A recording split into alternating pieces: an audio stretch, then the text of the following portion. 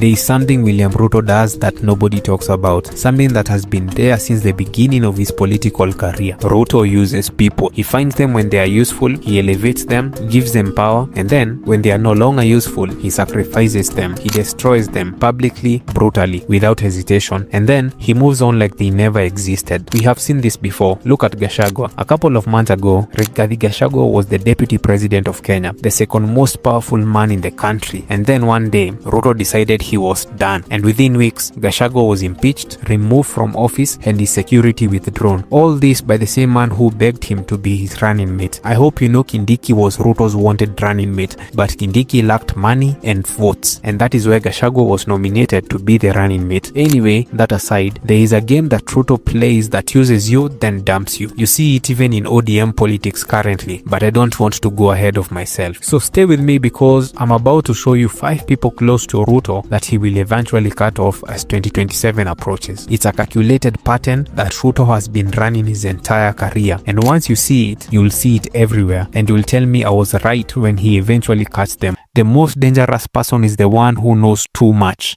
Number 1, the person Ruto will sacrifice in 2027 to save his presidency is Ndindi Nyoro. And let me tell you why. I need you to follow this carefully because it's not that obvious, and this is what makes it so devastating. Ndindi Nyoro has positioned himself as Ruto's point man in Mount Kenya. After Gachagua's impeachment, there was a vacuum, a crisis of representation of the mountain, and Mount Kenya felt betrayed, abandoned, and Ndindi stepped in. But there's a problem. Ndindi started exposing the KPC scandals. He started exposing most of the scandals about Ruto, that including Safaricom. He then went public about the fake Ugandan investors. He took a risk, and Kenyans praised him. Another thing is that he's a threat to power, not in 2027, but maybe in the other election. Ndindi Nyoro is too ambitious. He's too popular in Mount Kenya, and in Ruto's world, that is dangerous because a popular Mount Kenya leader who is not controlled by Ruto is a threat, and Ndindi, for all his loyalty, is building his own brand. His following. I don't know if you've started to see Ndindi mostly on the investment space. He's building his own following, his own political capital, independent of Ruto. And Ruto can see it. He can feel the independence growing the same way he felt Gachagua's independence growing before the impeachment. And just like Gachagua, Ndindi will reach a point where he's too powerful to control and too popular to ignore. You will see this unfold in your bare eyes, and that is why Ruto wants to sacrifice him early. He'll do this publicly. Good thing Ndindi can see this from afar. I mean, he's not stupid. He is planning his way to dominance. Number 2. Are you still with me?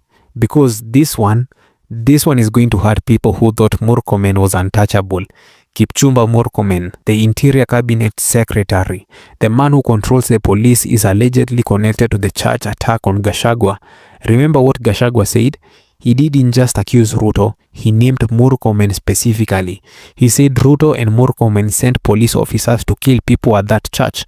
He named the squad, he named the police officers, and he said the investigation has been blocked by Murkomen himself because the officers report to Murkomen and Murkomen reports to Ruto. Most people heard that and thought, this is Gachagua being dramatic, making accusation, but think about it from Ruto's perspective. Gachagua has said he's releasing video evidence, satellite images, proof of the planning meeting, and if that evidence is released, if those videos come out, Ruto needs someone to blame, someone to hand to the police in order to show Kenya and the world that he's not a murderer, that he didn't order an assassination, that it was someone else.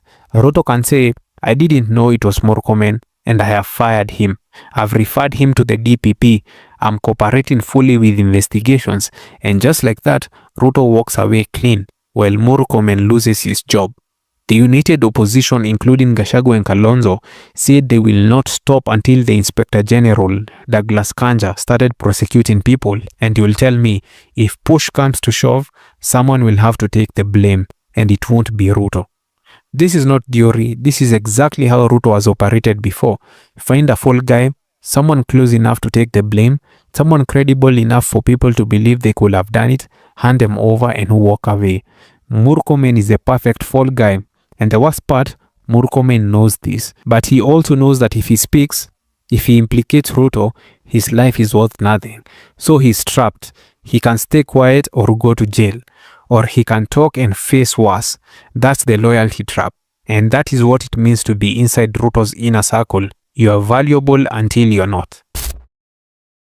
Aden Duale is not Moses Kuria. He's not a loudmouth who makes mistakes. He is a seasoned politician, very sharp, very strategic and experienced, and you'll think that makes him untouchable, but think again. Because in Ruto's world, being close to power is both a privilege and a vulnerability, and Aden Duale is about to discover that. So this is what is happening. The Kenya military is under stress. The Haiti mission has gone badly. 2 officers are already dead. Families are asking questions. Soldiers are demoralized. The opposition is calling the mission a failure. And who is the face of that mission? Who approved it? Who defended it? Who went on TV to sell it to Kenyans? Aden Duale. And now that mission is turning into a scandal. Now that Kenyans are asking why their sons are dying in Haiti, someone needs to take that blame. And Duale is perfectly positioned to absorb that blame, because that is what cabinet secretaries are for, to take the fall so the president doesn't have to. But it goes deeper, because there are whispers that the military is not entirely happy with the government. If you don't know, now you know. The senior officers have been uncomfortable with how the Haiti deployment was handled, and Duale is the face of all those failures. So when Ruto needs to demonstrate that he is listening, he'll sacrifice Duale publicly, and it will be painful, because Duale was really an ally, a genuine supporter. But that won't matter, because when Ruto needs a scapegoat, loyalty is irrelevant. And Duale, with Haiti around his neck, is the perfect scapegoat for everything going wrong in Kenya's security sector. And that is number 3, Aden Duale, valuable today and expendable tomorrow. Moses Kuria. Now things are getting interesting. Moses Kuria, former Gatondo South MP, one of the loudest, most unpredictable politicians in Kenya. Ndugu yangu mmefukulia wengine. Mimi naitwa Mheshimiwa Moses Kuria. Sasa mmefukulia Gachagua na mmefukulia K1, bora simu. A man who has made a career out of saying things that others are afraid to say. And that right there is exactly why he's on the list. Because Ruto needs people who can fight battles publicly, who can attack opponents, who can say the unsayable things. And Moses Kuria is extraordinarily good at that. He's fearless, reckless even. He'll say anything. And for a while, that made him valuable to Ruto, the guy who creates noise while Ruto operates quietly. But here's the thing about attack dogs. They are useful when they are biting your enemies. They become a problem when they start biting randomly, and Moses Kuria has become a problem. He is a loose cannon. He contradicts government policy. He makes statements that embarrass the presidency. He's basically unpredictable. And in a presidency that's already under pressure from Gachagua, being a loose mouth is dangerous. You need to follow the script. People who stay on the message. People like Indiki who are yes men are always loved by Ruto, but Moses Kuria cannot be that. He physically cannot do it. It's not in his nature. So he's become a liability, and Ruto is a calculating man. And the math says Moses Kuria cost more than he's worth. But he's the genius of how Ruto operates. He still wants votes from where Moses Kuria comes from. This is almost predictable. Most political banters will tell you how it will go. I'm not exaggerating anything. He'll let Moses Kuria hang himself, and then he'll step back and say, I had no choice. And by the way, if you downloaded Oburu Odinga, Raila's brother. Now this is an obvious one to anyone who understands deep politics by now. I'm actually shocked that Oburu himself has not realized he's a puppet in Ruto's hands. But I want to be respectful, obviously, since he's an aged man. But surely, how can't you see what is going on? Ruto gives you some money and you decide you want a broad-based government as the opposition.